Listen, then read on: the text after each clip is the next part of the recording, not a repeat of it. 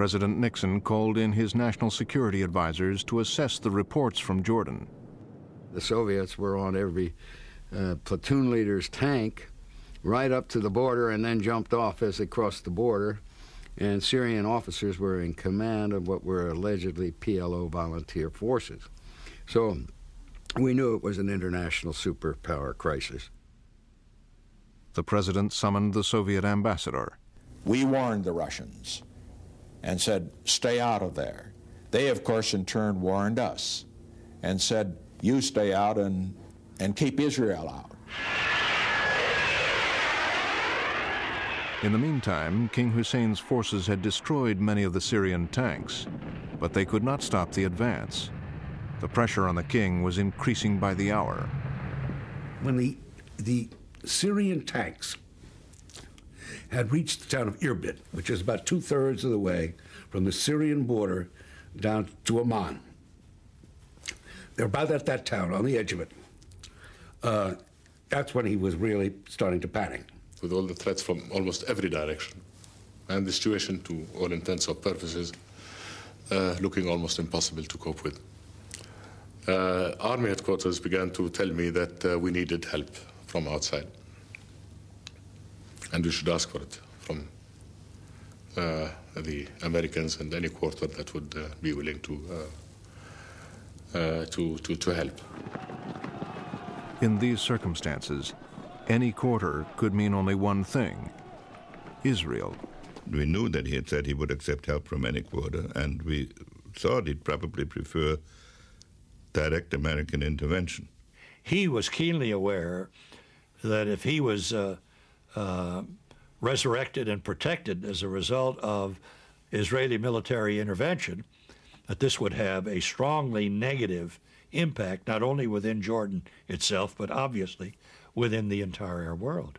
This was something that was discussed between Cisco, myself, Haig, and one or two of my staff people.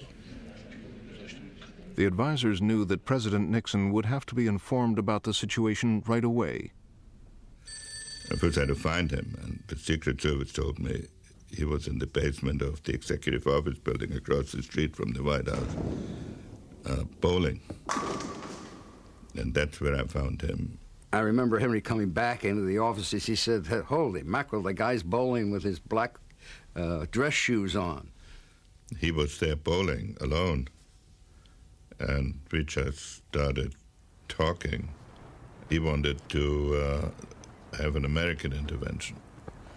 And of course, we didn't just have an empty cannon there. That's why we moved some fleet units over into that part of the Mediterranean. And that is why we alerted a couple of Marine battalions as well. I thought it would have been very difficult to manage. We didn't have a commander. We didn't have the right combination of forces. We didn't know how to end it. Mr. President, we said, we think the Israelis are in the best position to do this. They're close to the scene. The resources can be employed rapidly. Once he understood that, he agreed to back the Israelis. Hussein was quite aware of and approved of what we were doing in this thing, and if he didn't approve, he didn't let us know. It was America's ambassador in Jordan who broke the news to King Hussein. And what I was told to say to him is, we'll get the Israelis to come in and help you. And I think this is a very serious moment for the king. We asked Rabin what the views of the Israeli government would be in these circumstances, and Rabin said he would report home and ask.